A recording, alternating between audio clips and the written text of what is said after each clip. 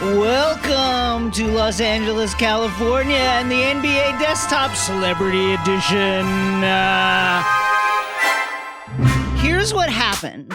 Slow News Day, to be frank, has been whooping our asses in terms of celebrity guests. They had Jeff Fisher, Kevin Clark's His Looper, where they compared the bushiness of their mustaches. Incredible content. Check it out on the Ringer.com's YouTube page. And this week, they had Joe Buck, one of our American icons when it comes to sports. Huge star, huge get for Slow News Day and Kevin Clark. I went to my team and I said, what the fuck?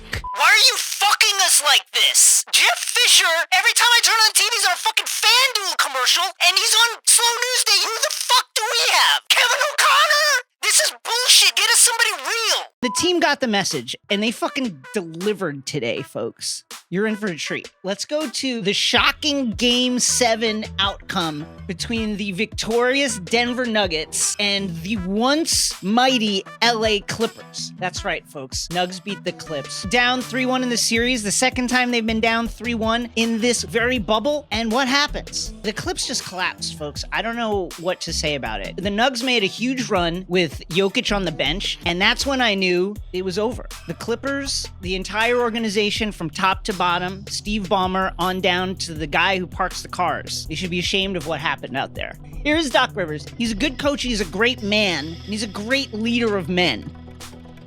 He's now blown 3-3-1 leads in his career, and he's lost more Game 7s than any coach in history. Is he a good coach? Yes. Do we need to talk about this a little bit?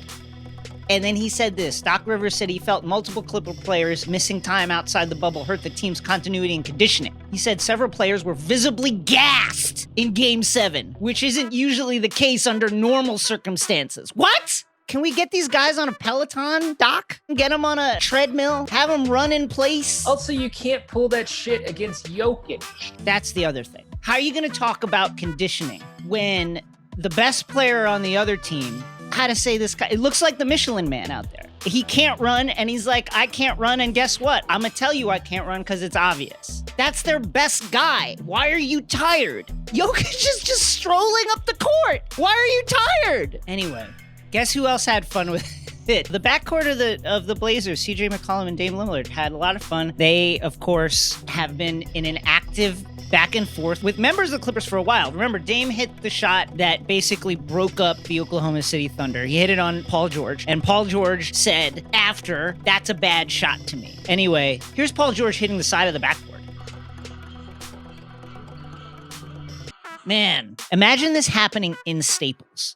Someone asked Dame Lillard, is this a good shot? And this is, you want to talk about chemistry? It's so important, because you can have all the talent in the world, but if your stars don't get along, what does it really mean? I would say a good indicator of chemistry is when your teammates are just taking turns absolutely shitting on people. Here's CJ. Yo, Dame Lillard, you got an extra villa available in Cabo. Now, recall, Pat Bev had tweeted at them 123 Cancun, which is hack at this point. Man, they just went at it. Here's Damian Lillard. Pat Bev, guess I should extend this Cancun invite since I haven't made my arrangements yet. And this is why people love Dame Lillard and respect him and think he's great. Even though he has had a war of words with Pat Beverley, he's still like, yo, you want to come to Cancun with me? That's the kind of energy we need in this country, that you can extend a hand to like your foes and be like, come to Cancun with me.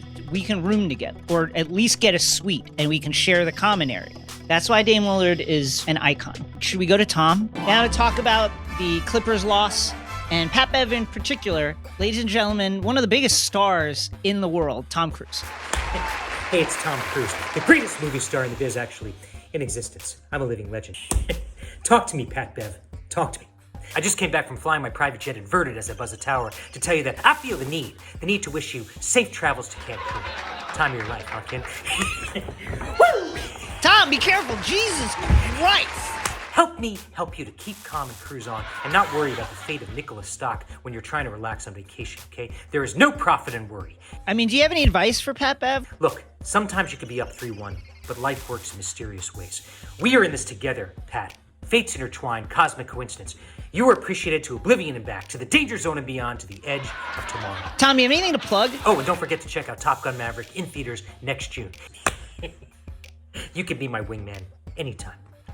Thomas Step.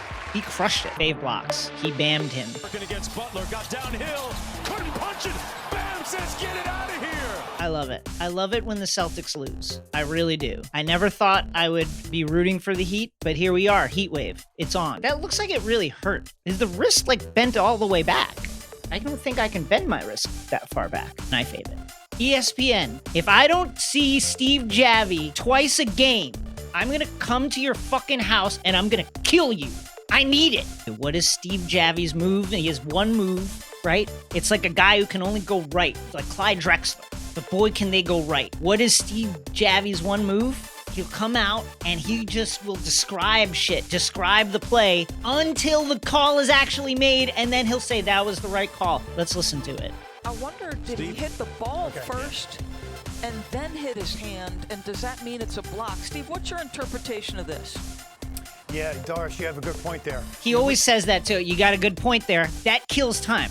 Yeah, Doris, what you just said, exactly that, was correct. When you moved your mouth and made those words come out into the mic, the words that you used actually accurately describe the situation. You see is the defender gets Miami's up to the ball coach's level. challenge has been really successful. The ball was tip first, right? I'll let him talk. See, he timed it perfectly too, because as soon as he starts talking and killing that time, he can't just ever say, right, the correct call was made. He can't do that. He has to wait, because God forbid he ever contradicts his brothers in the gray shirts out there. The thin gray line. Go ahead, Steve. Okay, no, and I agree. I was just going to say the defender gets up to the ball level. Sick of this guy. The official's doing the right thing by calling it a no call. Obviously, jump ball between any two because the ball was loose. Yeah, incredible clarification of the thing we just watched in slow-mo. Thank you, Steve. You fucking loser. So the Rockets got eliminated from the playoffs. And now Mike D'Antoni has penned a letter in which he has said, hey, guess what? I'm out. Peace. And real treat for everyone again today, a real treat for myself. One of the most iconic and legendary names in acting. You know him from Raging Bull, King of Comedy, Goodfellas, Casino, The Score. I'm talking about Robert Bob De Niro. Bob, what do you have to say about the Rockets and Mike D'Antoni? You talking to me? Yes. You may know who I am, but I definitely do. know who you are, Mike. That's right. What, do you think I don't got guys over there? I got guys all over the place. Mike, we're going to have a little sit down right now, a little discussion. Wow. I heard things, and I heard that recently you have left your job of many, many years. He did. And I also heard that you and your boss, Mr. Frittata, had a falling out. Fertitta, but that's okay. Maybe I should pay him a visit and make him an offer he can't refuse. Follow me? Now, on the other hand, I hear other good things about you. I hear you're very talented and good at your job. Mike D'Antoni is Remember very this. talented. He's a legendary The coach. worst thing and the saddest thing in life is wasted talent. That's okay? You're good, you. No. You got a gift, my friend, so don't stop. Keep it up. I hear you were great for James, and I hear you did your best work with Russ. You'll be back at work soon, all right? Matter of fact, if anybody tries to give you negativity, let me know. I'll come over there. I'll bring this baseball bat. I'll crack him. You follow me? So good luck with everything you do, Mike. And also remember this last thing. I am watching you. Jason, can we air this? I know it's Bob De Niro, but he did threaten a man's life with a baseball bat on this. Is there any liability for us if we air this?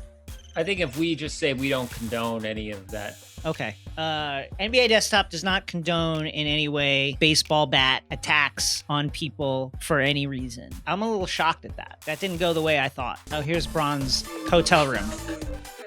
Why are people being like, here's this fucking guy, Jeffrey, at Domers, poor King LeBron, he suffers just like us, so glad he speaks for all the disadvantaged. What do you want him to fucking live in a hut? You know what? I can't listen to LeBron on voting because he doesn't sleep in a fucking dirt hole in the ground with like a piece of cardboard over it. He's not authentic enough anymore. Get the fuck out of here. Of course he's gonna be in a nice suite. I fave it. Thanks to Tom Cruise.